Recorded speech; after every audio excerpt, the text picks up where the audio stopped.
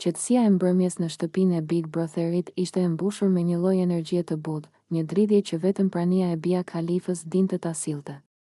Ndriçimi i zbethi ambienteve krijonte hijet e veta mbi muret e gjata, dhe çdo cep dukej sikur merrte jetë sapo ajo kalonte pranë. Bia ecte ngadalë, plot vetbesim, me atë mënyrën e saj të pandryshueshme, kombinimi i elegancës së natyrshme dhe një ndjeshmërie të lehtë që e bënte të dukej sikur gjithçka në ambient rrotullohej rreth saj. Fustani i saj i gjatë, që i rrëshiste si ujë mbi trup, krijonte një lëvizje të butë sa herë që ajo hidhte hapin e radhës. Ajo ndalej pranë pasqyrës. Shtynte pak flokët mbrapa shpatullave dhe shikimi i saj i thellë dukej sikur luante me reflektimin.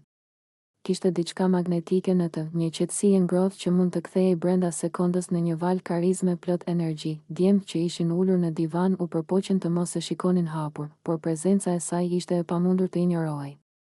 Bia ecte drejt qendrës së sallonit dhe u ul lehtë në një nga karriget, duke kryqëzuar këmbët me një butësi të studiuar, por pa qëllim provokues. Ishte thjesht mënyra e saj natyrale, një elegancë që dukej si pjesë organike e saj. Ajo filloi të rregullonte flokët, duke i mbledhur për një moment mbi qafë e më pas duke i lëshuar sërish. Një lëvizje e thjeshtë, por aq e rrjedhshme sa dukej sikur po bënte një performancë të heshtur.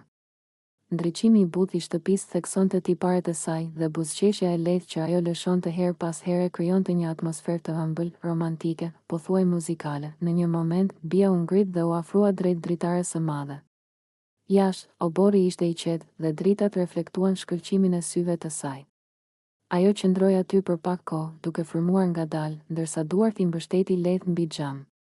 Dukej sikur po mendonte, po ndjente, po jetonte çdo sekond me një ritëm të brendshëm që askush tjetër nuk mund ta imitonte. Prania e saj nuk kishte nevojë për fjalë. Sensualiteti i